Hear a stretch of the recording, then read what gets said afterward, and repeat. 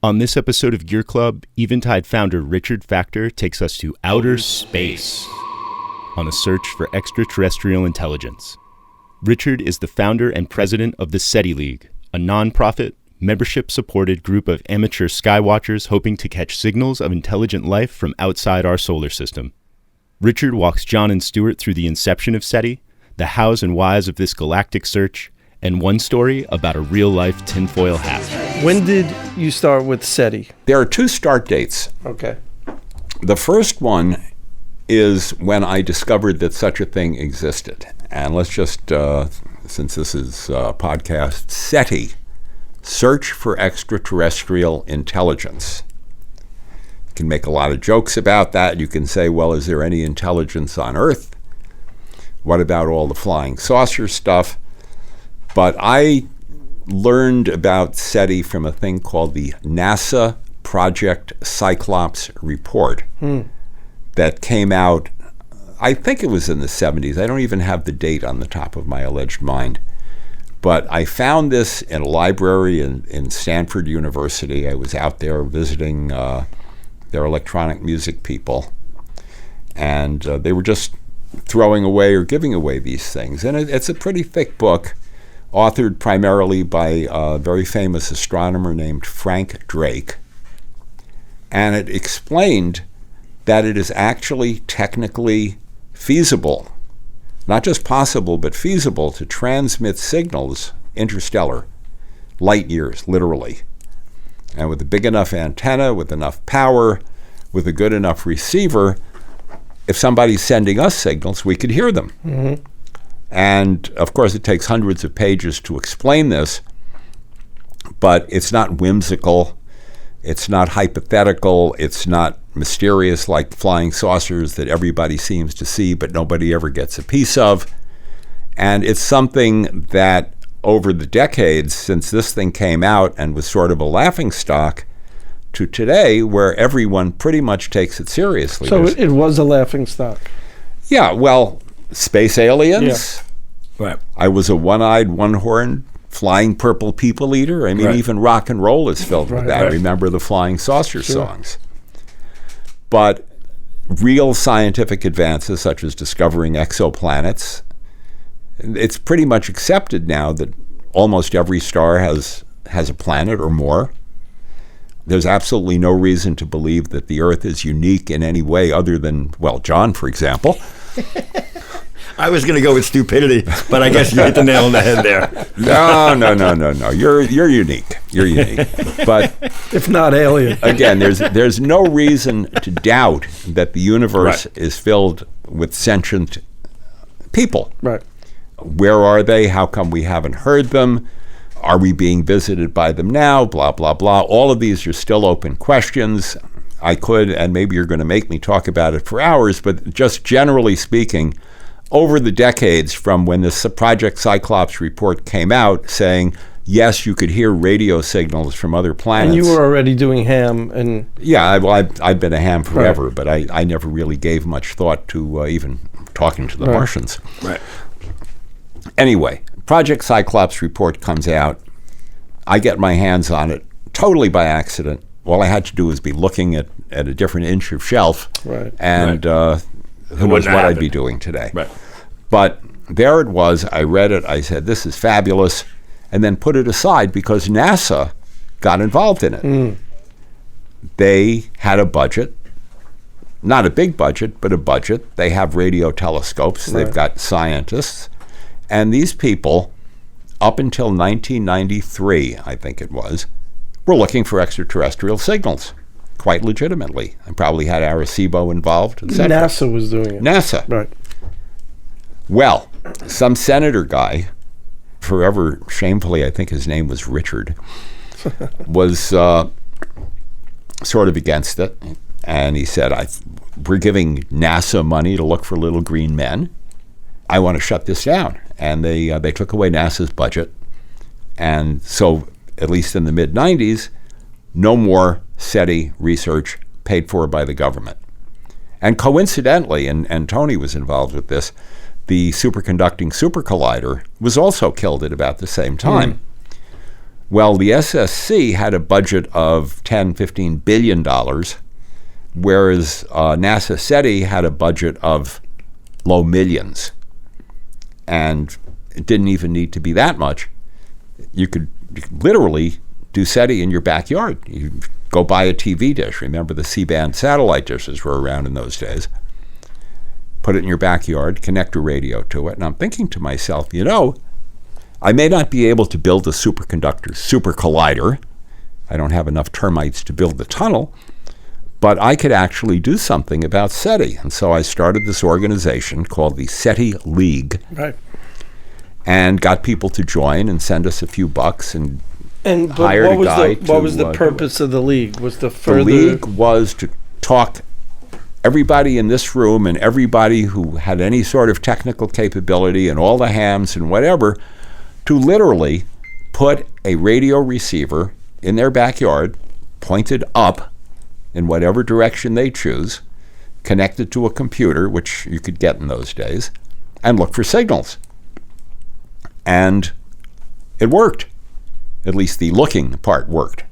And I like to joke that we're just as successful as NASA was.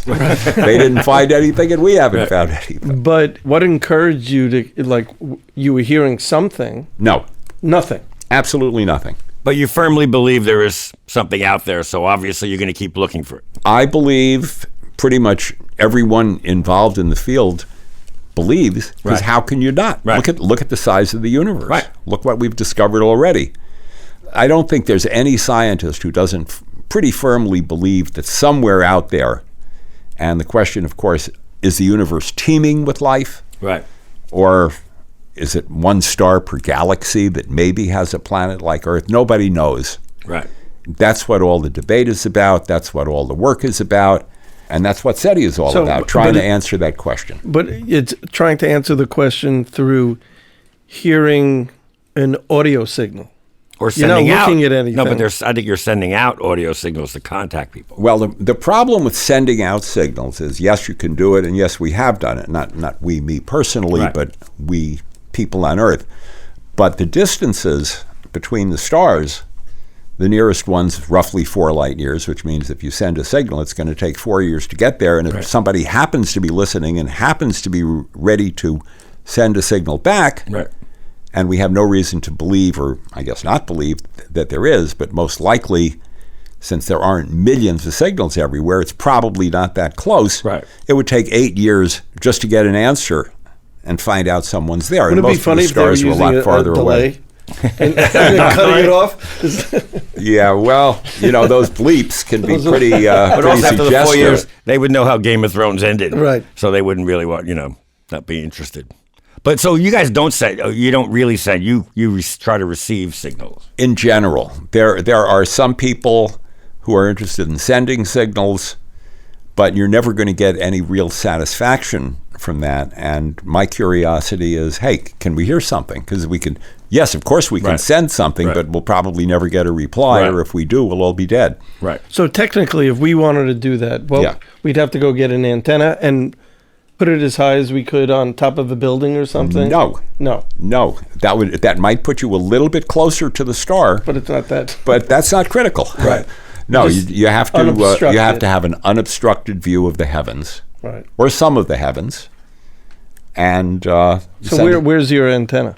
In your house? My antenna used to be in New Jersey Right. when I lived there, but where I live now in Sedona, I don't really have room to do a proper radio antenna. But what there is a subfield of SETI is optical SETI, and depending on your theories and your suppositions, optical SETI laser transmissions might have a better chance of working, and certainly telescopes are a lot smaller than giant dishes.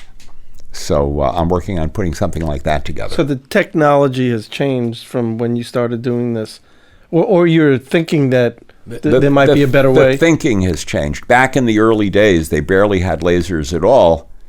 And now, and if I remember this correctly, I read there's at least one laser that literally, in the short period, and I'm talking a really short period, femtoseconds or maybe even attoseconds, has a pulse that puts out as much energy as the whole sun does. Wow. in a directed beam, but it only does it for some tiny, tiny, tiny fraction of a second. But there's no theoretical reason why you can't get a lot of these, or other people who are more scientifically advanced have better ones. So optical SETI is definitely a possibility. Right. And to understand it a little better, so you hook it up to a computer. Mm-hmm. Who's monitoring the computer? You leave it on all day. Yeah. And at some point, if something does happen, if you're not sitting there with the headphones on, Yeah. how do you know that something happened? Well, that's a really good question, isn't it? Because He's got you. He's got it. Because, no, you got me. I mean, that is the question. If I'm sending a signal, I am an alien, and there's somebody over there, we don't know how they think. We don't know their number system. We don't know if they have a number system. We know nothing about them other than that they're sending out an artificial radio signal, and we've got something in our receiver. How do we interpret it? That's We don't another, know. Right. So this is another very important subfield. You may remember the Voyager spacecraft they sent out with a gold record. I And don't it- remember that. You don't remember that? I don't remember it either. So, Oh, come on. come on, tell us about it. The gold. What I was the think gold record? Carl Sagan put it together. It wasn't a gold record in the sense that it sold 1 million Right. copies. Right. It was gold plate on something, maybe vinyl, with a sketch of what people looked like, a sketch of our solar system, a little bit of mathematics. I think they gave some interesting facts about the hydrogen atom to know that we know about hydrogen atoms. And they sent it out. And they put it on a spacecraft, which was going out beyond the orbit of Pluto, which has been demoted, Right. as you know. Right. And I think it's now it's out there looking for what they call the heliopause, which is where the sun's influence disappears and we're in interstellar space. And the current question is, well, how long can we keep listening to it? How far out is that? And I think there was even a Star Trek movie where somebody found that. That's a mechanical SETI. And SETI is looking for Intelligence. anywhere. It'll welcome any signal. Oh, yeah. Right. Well, if anything that is clearly artificial. And we've had some beautiful false alarms. You've heard of pulsars. Yeah. Number of years ago, there was this field of antennas in England, and this woman who was a grad student at the time, her name was Jocelyn Bell, was listening to the computer or the radio or whatever and heard this regular signal. And boy, was it regular. And started taking notes, and she told her advisor and whatever, oh my God, this could be a alien signal. It's that regular. And it turned out to be a rotating star. Nobody knew such things existed at the time. What is a rotating star? Well, if the sun were a bit bigger and it ran out of fuel, it would collapse and become a neutron star. And due to conservation of angular momentum, as it gets smaller, just like an ice skater sticking out arms, it turns faster, turns slower. The sun, which now rotates at, I don't know, what is it? I've forgotten already my solar statistics. When it's a tiny thing the size of a city, it's rotating in seconds or milliseconds. And as it rotates, it's got this big magnetic field, and the magnetic field generates radio waves that you can pick up. And because it's this incredibly heavy thing, it weighs as much as a star does, it has a pretty regular rate of rotation, like a spinning top. Have you ever gone back to NASA and said, look, I have this community that's interested. Are you interested in getting back into it? I think NASA is no longer quite under the influence of that senator, and they're probably busy with their spacecraft. Right. And They've lost interest in this completely. I don't think they've lost interest. I think NASA's all over the place. Nobody's watching them carefully, so they get to have some fun. Right. But there are private organizations. There's a group called the SETI Institute. There's a group at Berkeley doing this. There are individuals doing it, like people in our organization. Do you guys all get together and how do you compare notes? Do you do monthly status meetings? Do you send group emails? How do you? You can't you don't just all individually do stuff and nobody communicates. No. There's a lot of communication. There's, it's funny because just a couple of days ago we had our annual meeting of our organization. Oh, okay. I think we've got about 150 members currently, and the meetings are physically small because nobody's got a lot of money and it's all on the internet anyway. But people do whatever research suits them. As I say, there's a group in Berkeley. There's a whole institute, the SETI Institute out in California. And everybody's communicating by email, and occasionally people write journal articles. If you really want details, we're on the internet, SETIleague.org. One word. SETI League, one word. Okay. Are you as enthusiastic about it now as you were when you first picked up that thing? I don't think so. It's hard to maintain one's really strong enthusiasm over so many decades. Our organization, which started quite a bit after I got that, we just had our 25th anniversary. Not that anyone who knows me would believe it, but I have a little bit of a life. And there's no money in SETI, unfortunately, and I have to do something to earn a few bucks as well. And Eventide has never gotten involved directly. That's actually wrong. Tony is a member of our advisory board. Eventide actually sponsors, albeit at very minimal cost and effect, the organization, because we have space devoted to it. We have copies of the Cyclops report that we reprinted. So wait, we could join. Yeah. Absolutely. What are the dues? Probably about $50 a year. Okay. You cover me? Yeah, I'll cover you. No, but I'm saying there's something that we could join. We could literally just get involved in this. And just You could. Anyone listening can. Anyone listening can. And That's not great. not to be discouraging, if you don't have $50, you can do anything you want to without paying us too. And it's not like you actually have to go out and do it.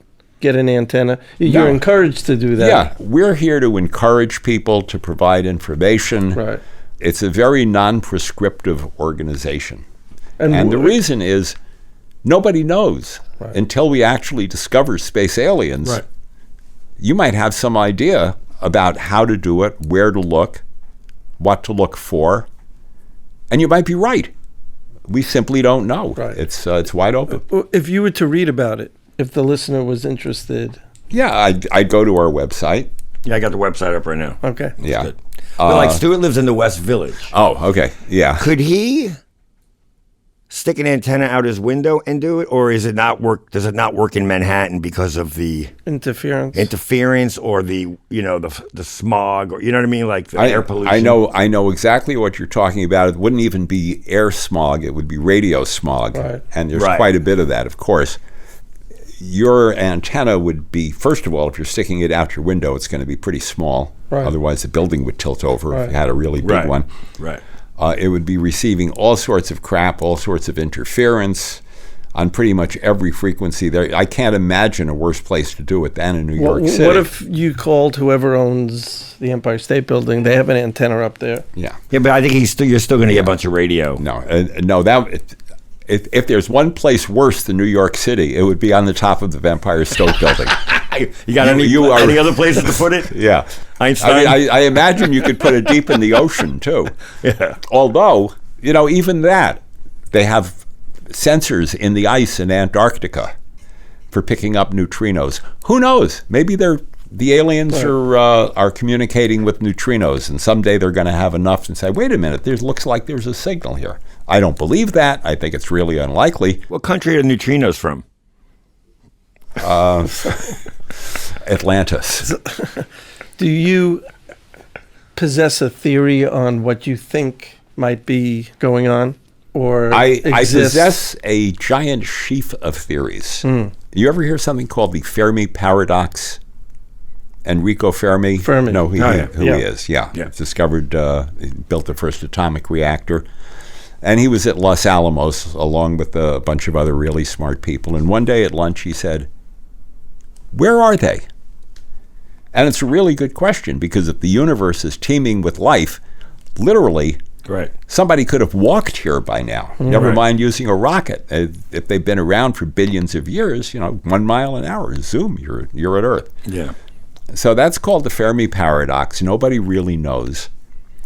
And you would think you put up an antenna, you hear intergalactic chatter. Well, we haven't.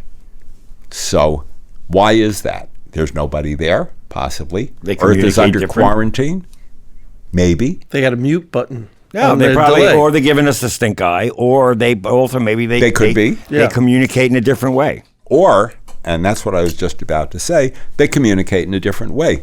Maybe, and we haven't discovered this and we have no clue, maybe there is some sort of faster than light communication, or maybe there is some way to communicate that doesn't involve electromagnetic radiation. Is there? Nobody has a clue right now, but it's not out of the question. Nothing is. It's dealing with space aliens. Who knows? Right. Are there many things that we know as little about in existence? Like, Well, you'll hear a lot of people saying we know less about what goes on under our oceans than we do that goes on that in right? the rest of the universe. It's right that people say that. I'm not sure that Right. it's true, but Right. yeah, we're really ignorant.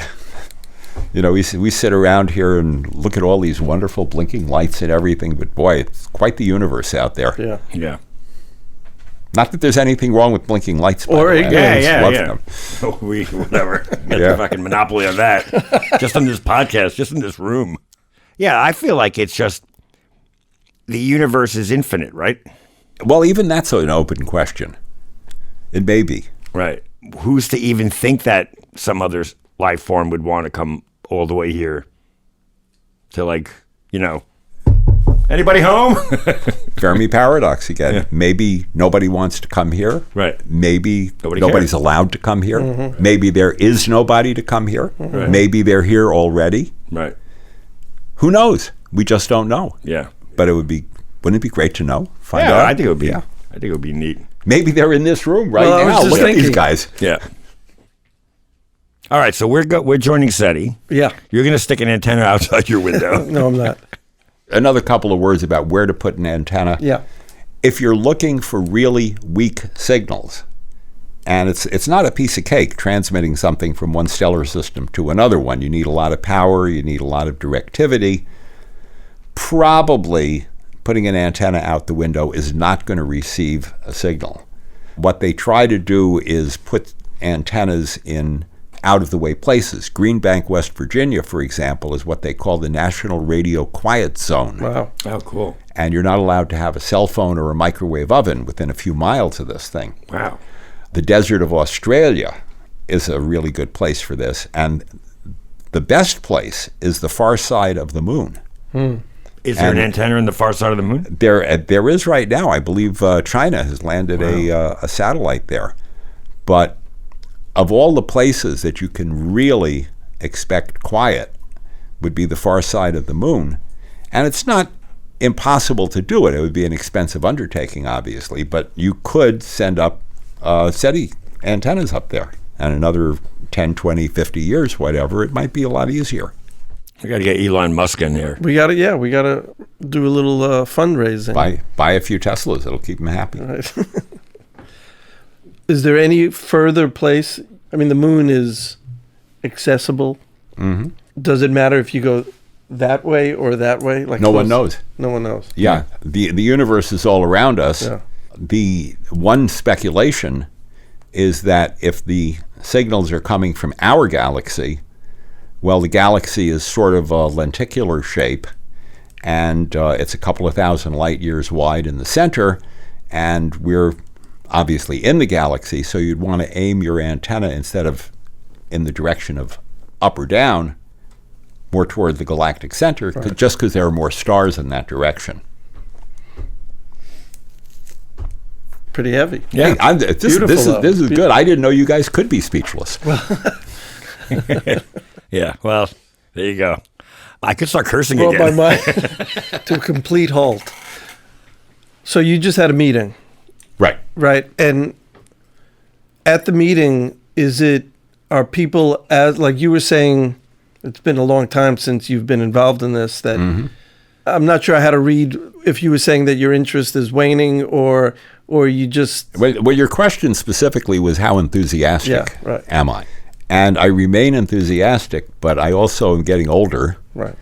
And it's hard to keep hoping for decades and Right. decades that suddenly something's going to happen. Maybe it will, maybe it won't, but you can't, unless you're a research scientist getting paid to do SETI, which there are precious few. Right. It's not something your life totally revolves around. I had this, what I think was a great idea in the 90s to sort of resurrect this, and a lot more people are doing it too, not necessarily because of what we're up to, but it's a wonderful, wonderful subject. Yeah. It could be a next generation thing too. You know, it doesn't necessarily have to happen this Yeah. generation. Yeah. Well, unfortunately, being constrained, and I hate to admit this, but I'm told that I'm not going to live forever, constrained by this human lifetime thing. It's really frustrating. Yeah. Just on the Protein. technical thing one more time. So your antenna is up. It's hooked up to your computer, Yeah. and your computer is doing what? It's Could be recording. It could be looking for a pattern. my question again is, if you're not sitting there looking at the computer, Mm-hmm. and say something goes off, and you're Yeah, at the you might grocery miss it. store. Well, really, that's sort of backwards. You could be sitting there looking at the computer and not recognize anything, and the computer might say, hey, I see a pattern, because the amount of data that comes in is totally overwhelming. The SETI equipment now could have bandwidth literally of gigahertz and store gigabytes or even terabytes of information over a short period of time. And as our computers get better and faster, we can look for more patterns. And in fact, they're now thinking of using machine learning to look for things, for artificial intelligence. So is there a program that is analyzing? There's not a program because, again, nobody really knows exactly what to expect. Everybody has their own theory. Everybody writes their own program. You get false alarms only because if you hear tapping, sometimes it's going to be rhythmic, even if it's just random, even if it's just raindrops. Sometimes you'll get a rhythmic tapping and say, wait a minute, I think I heard something there. And then you go and see if it repeats, which it may or it may not. And it really does require a computer, and the only reason the person would be there to make sure that maybe it needs to be rebooted someday. So you got into SETI. You went to Stanford. You were looking at this thing. So that was part one. That The was Project part one. Cyclops part, where I Right. found the book, and I read it, and I said, this is fabulous, and went on with my life, my career with Eventide, with our products, whatever. Then in 93, or maybe I think it was 93, when the Senate killed NASA SETI, coincidentally also the SSC, that's when I said, wait a minute, I can do something. Right. And that's when we started the organization. We So who'd you start it with? with this guy Paul Schuck, who's also a ham, and we knew each other from our aviation careers. He's big into flying. He's a flight instructor, etc., and a ham, and knew microwaves. I said, wouldn't it be fun to start this? And he was a professor, a tenured professor at a college in Pennsylvania. Nice. And I said, if we start this, we're going to need somebody to actually run it. And he said, if you want me to actually run it, you're going to have to pay me. He said And- that to you. Well, he didn't put it in so many words, Right. but it was kind of understood that you don't give Right. up a full professorship Right. to look for space aliens Right. unless there's something in it for you. Right. And he wasn't quite sure about the space aliens. So we hired him. We had a budget in those days. And he's the one really responsible for putting together the organization, running the meetings. And since you mentioned the meeting in this particular case is kind of meaningless. It's a bureaucratic requirement to maintain an organization. Right. You have to have a membership meeting once a Right. year, and you have to announce it. You've got to file your taxes. It's what you need to do Right. to actually have an organization, as opposed to a bunch of guys saying, "Look." Right. So are you a corporation or a .org or we're a Nonprofit? 501c3. which is a non-profit? Nonprofit, I guess it would be considered a corporation, Right. but it's nonprofit, and it's very resolutely nonprofit. Let me assure Right. you. Right. So We have no chance of making any money. had NASA kept doing it, yeah, would you think you would have ever started this organization? probably not. Right. There wouldn't have been any point because they had millions of dollars, and real scientists as Right. opposed to dabblers. I Right. mean, realistically, I'm a Right. dabbler. The only thing about SETI is that even a dabbler can get lucky. Right. But as dabblers go, you're a pretty high level dabbler. So my question, I dabble with the best. but yeah. my question is, me being a dabbler, like, would I have no clue what I was doing, or do you have guys in SETI who are just everyday guys who can also get involved? If you're involved in radio, like if you're a ham radio operator, if you have reasonable comprehension of the theory behind all this stuff, you read a bit about it, you can do it. Right. Are you going to be successful? Probably not, because no one's been successful yet. Right. But at least you know what you're doing. You've got Right. a computer, you can look, and you might just happen, because the sky is really big. Good. Nobody knows exactly where to look. There are Right. theories, but you might be on the right frequency in the right direction at Right. the right time and say, It's there like it winning is. the lottery almost, But, maybe. but I would say, that's but a I would good, say, that, good example. is it like part of the organization encouraging that if everyone on the planet did it, you'd have a higher chance of possibly finding something? The more people, Assuming there's something to find, Right. yes, of course. The more people who are looking, Right. because again, we don't know where or when or what frequency. Assuming it is a fixed Right. frequency, which there's good reason to believe it would be, but you still don't know. Right. Yeah, that's why it's a SETI League, as opposed to the SETI Institute, which is a bunch of real scientists who are spending a lot of time doing this. Right. We're a couple of semi-professional scientists trying to organize other people into doing it, Right. sort of amplifying the idea. right.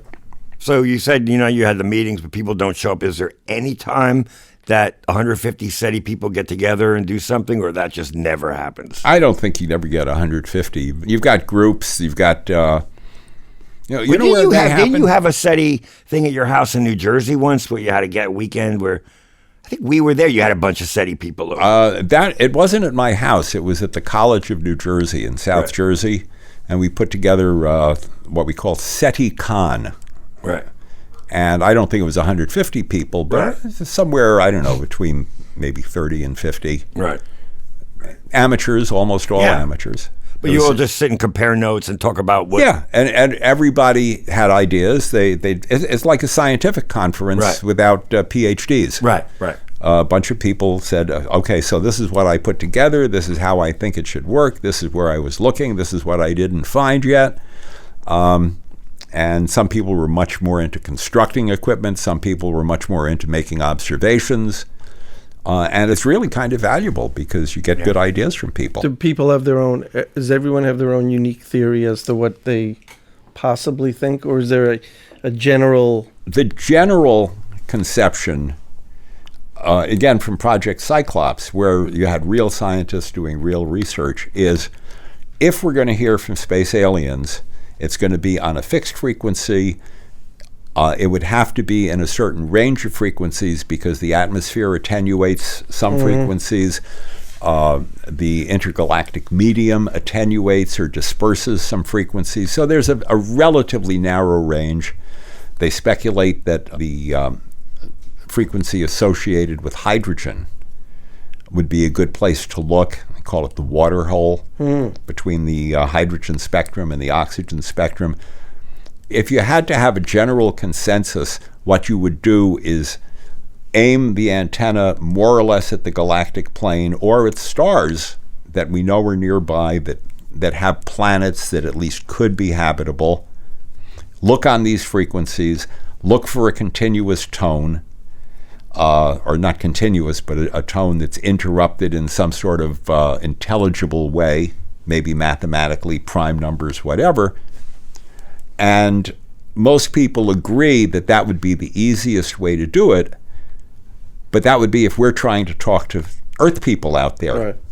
Right. These people are aliens. We don't Right. really know No. how they're thinking, what Right, they're like, going to do. You're not facing it at the North Star and expecting to hear something back. Well, the North Star is relatively close. You could Right. do it. Right. But that is just sort of a very general consensus that not everybody agrees with. If everybody agreed with it and it's wrong, Then what? You never find anything. Right. Right. So it's good to have a diversity of guesswork. Right. Do you see any young kids, any young scientists who are pursuing this? At our meeting, we Yeah, had a couple you of relatively young people. They were in their 30s, and they were actually involved in military communications. What is a military communication? Basically, a lot of code, encryption, Uh-huh. FPGAs, things like that. But they weren't really free to talk about all of it, of course, because it's military. Right. But these are the kind of people that we'd love to have more of. Right. Mm-hmm. And, of course, you have to get into it at some age. You're not going to get into it while you're 10. But Right. But I would no, think you might actually. There are some 10-year-old hams. right. Where are in the United States anyway, the more famous astronomy institutes? Are they where the planetariums are, or are they in schools? Well, astronomy nowadays involves really big, expensive instruments. And the only good place to put them is on top of mountains. Right. So you have Hawaii. Right. In very dry places, so the water vapor doesn't absorb signals. That would be in Chile, the Atacama Desert. They have the microwave astronomy there. I think there are some in the Canary Islands, California mountains, Palomar, Right. Arizona, Right. very large array. I flew over it once. I just happened to be flying over it in An a array commercial airplane. I'm Right. looking out the window and I see this regular pattern on the ground. I say, I bet that's the very large array, Socorro, New Mexico.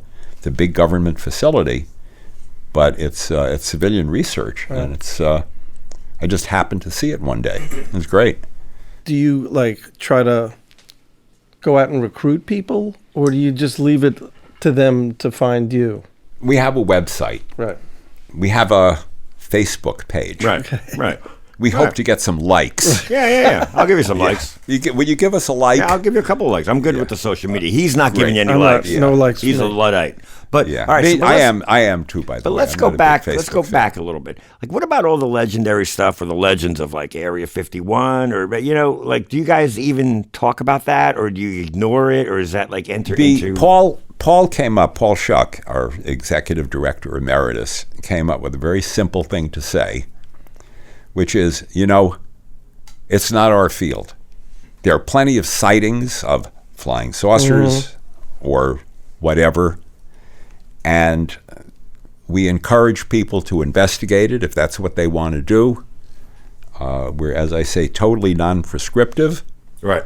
and there may be something to it, but it would be really, really helpful if there were something to it to eventually find an actual artifact. Right. But that's where you're saying it might Yeah. overlap. But I mean, there might be actual artifacts hidden by the government. Conspiracy theory? Could be. Could be. I'm not a conspiracy theorist person for the very simple reason they don't believe people can keep secrets very well. Right. Right. But then, of course, you might say, well, they're not keeping secrets very well. That's why we know about Area 51. But as Paul put it, hey, knock yourself out. He Yeah. didn't- I'm paraphrasing. He Right. said, if that's what you want to believe, maybe you're right. But we are interested in what we know is at least theoretically, physically possible. Right. My favorite SETI quote, which, Penn and Teller, Yeah. Penn came up with this one, which is, there are plenty of things up in the sky that we can't identify. But then I've got plenty of things in my refrigerator that I can't identify. Eventually, you identify them and And throw them out. that doesn't mean they're space alien leftovers. Yeah. The what I would say is common sense to me dictates that if there's intelligent life out there, they're going to come visit us and travel us. They're not going to be in this shitty little saucer-like thing that wobbles in the sky. Yeah. You know what I mean? It's not gonna. That's not how it works. They're not going to drive over here in a jalopy. Is there any? Unless they're trying to get away from their home planet because they're being chased. So one of the By great, another jalopy. one of the contemporary Eventide products are space, black hole. So Eventide, even their products are outward thinking. Yeah. Well, consider who's who founded the company, No shit. who's There running you the go. company, we're very much Yeah. into it, sure. Man does not live by special effects alone. Can you build anything for SETI? Well, Can you make it easier for people? Yeah, oddly enough, at the beginning, when Paul was working for us full time, we don't have the budget anymore, so he's gone back to his other love, which is running a flight school. Oh wow. Yeah, but he's a microwave expert, and we were actually trying to put together a kit that you could combine with an antenna. We had a lot of antennas donated to us that we could have given out. Shipping is a problem. Of course, you'd really have to come pick it up. But I would think that would be a way to get people. I mean, the concept of the whole thing is pretty easy to grasp. What it is that you're doing, Oh, conceptually, it's a piece of cake. Yeah, right. Everybody's But- got a radio, or used to anyway. right? But the practical Right. part, like John's saying, I live in an apartment building. Yeah, you're not doing it. But however, if there was some sort of, like you're saying, a kit or something I could buy that would easily Yeah, but get you're me not in a involved. situation like Richard was explaining about radio waves. You're just inundated with all kinds of stuff. You're going to get so much chatter. There's probably your option would be to shut down outside radio waves, which I don't think you're going to take down all New No, York City. but just as a product to make it easy for someone like you who lives in the country. yeah, I know that would make sense. The problem with Eventide doing that is we're hopefully not a nonprofit. Right. Right. And our goal would be to do this and make a few bucks on it. Yeah, and right.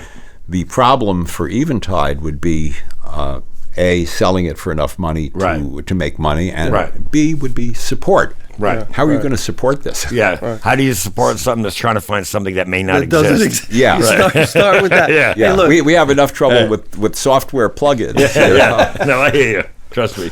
So, Oh my God. So what we tried to do, Paul wanted to come up with a kit that maybe volunteers could make the circuit boards, whatever. It could be done. You could do it without spending big bucks. He designed some antennas that you can build at home, and there are probably a handful of people. We called it Project Argus. No relation to our aviation product. He came up with the name, but it turned out to be a good one. And we have a number of people pretty much all over the planet who have built a system one way or the other, whether it's sophisticated or really simple. And they're looking right now. But it's a small number. It's not a large number. Right. Are you surprised or disappointed in the growth of it? Like, did you think it was going to hopefully just everyone would get involved? I had been more hopeful. Right. What happened was we started this in the mid-'90s, and we grew at a reasonable pace. As I say, Paul was working for us full time at that point, and we could devote a lot more resources to it. And then the movie Contact came out. Yeah. Remember Right. Contact? Yeah. With Jodie Foster. right. And by the way, there was a harmonizer in that movie. There Did you was? see it? Oh, I remember that. You remember that? Yes, I Sitting remember on talking top about of the that. console, she's tuning Yes, she's the tuning it. harmonizer and hearing space aliens. Like a We 3500, loved right? that. Or something like that. Could have been or Yeah. that or 4000. The I big don't wheel. remember I remember exactly. the big wheel. Big wheel.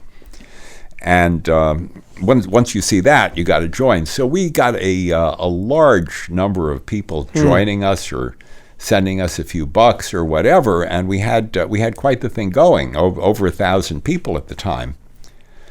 But it's very difficult to sustain a volunteer enterprise when you don't get anything. Yeah, it's a out of it. result-oriented business. Right. And in fact, at one point, I put up what I called the moon bounce beacon at my house. I would literally transmit a signal at the moon, and then people could find a signal. I say, it's on this frequency. You aim your antenna at the moon, tune in that frequency, and you'll pick up this beacon. So at least that was some sort of reward. Right. And I ran that for did several people- years. did And people- we had a small handful of people Who found it? who heard the beacon Right.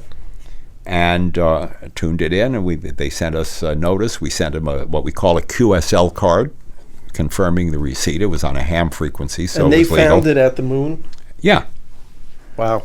but again, how much of a reward is that? Right. You aim your signal, you hear a beep, you get a card, Right. and you're done. So I would love to say, oh my God, were we successful? We got many, many thousands of people. We've got a big budget. We've this, we've whatever. But it's not true. Right. It's successful in its own parameters, but Right. only just. Yeah. You ever think about like doing like NPR stuff or any kind of? We were on NPR. You were? There was Okay, gotcha. an actual story, and it's kind of a funny one. This guy, whom we didn't know, sent us an email saying, "I am being monitored by space aliens, Right. and I'm transmitting signals and receiving signals and what have you." Well, as you can imagine, I'm thinking shiny side out, shiny Right. side in. You know, what kind of hat is he Right, wearing? Is right. it aluminum? But nonetheless, it's not totally out of the question. Maybe somehow this guy really is. Right. And just as an experiment, just for the sake of science, we invited him in. And if you've been to our factory, you know we've got all sorts of equipment. We've got a radiation-proof room. Yeah, We've we've got been there. analyzers and what have you. And we tried to verify his story. Unsurprisingly, nothing. Right. Here's an excerpt from that This American Life story, titled My Favorite Martian. Richard was tall and laconic, with long gray hair. He owned his own electronics firm, and it was his warehouse where we were going to run the test. I guess the next step is for you to go in the room. Would you care to remove your hat first, please? Oh, sure. You can't hear it on the tape, but this was a really awkward moment. When Harold took off his hat, we could see that he had lined the inside with tinfoil. A tinfoil hat. It's like a cliche, right?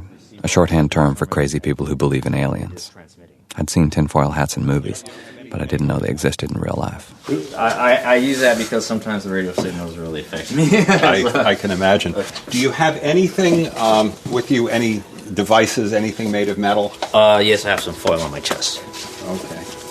Just plain aluminum foil? Yes, like foil. Is that all right to bring in there? If that's all it is, then that's all. Yeah. Okay. You don't have any artifact. But we did a story. Paul actually wrote a scientific paper. It got published somewhere about falsifying this guy's theory. Oh, cool. And do you think there he was was- an NPR story on He it. believed it himself, though, or was he? Well, I assume he believed that. I don't know why he would have gone to all that trouble Yeah, if he probably didn't. Yeah, that makes sense. Yeah, but who knows what he So, but believed. you disproved them. And the funny thing is, of course, you can never really disprove that. I mean, maybe that radio signal that was in his head, somehow we missed it. Was a different frequency. Pretty unlikely. Right. The equipment that we used to analyze it was very, very complex So and you expensive. brought him to the warehouse. He said, "Sit down," and You put him in the you radioactive put him in the room. in the room. Yeah. and And we And you we said- looked for signals, and we didn't find any. And I took my car key out of my pocket and pressed the button on it. And you could see the whole thing lighting up. You know, it's Oh, not wow. like we couldn't hear it. So, but That's amazing. even so, there is so much lack of definitive knowledge associated with any of this stuff that I don't like to discount anything. yeah, Right. I am as skeptical as anyone. Right. I've got a decent theoretical background in real science, and I find it very hard to believe stories like that. But but at the same time, it was fun. yeah, at the same time, you find it hard to believe that something doesn't exist. Yeah. that we're missing. Yeah. Yeah. We may not be missing it. They just, like I said, maybe just avoiding us. Yeah. That is one of the answers to the Fermi paradox. Believe me, they're avoiding. It may be. Got a bad There's attitude. no. Yeah, but you know what? This podcast is 3 years old? Something like that. We've been looking a lot longer than 3 years. So, Right. unless they can foretell the future, who knows? Right. I don't think they're really avoiding us because of you guys. But John's point about how it's not getting, or he alluded to not getting sort of an answer of the theories that you might have, doesn't negate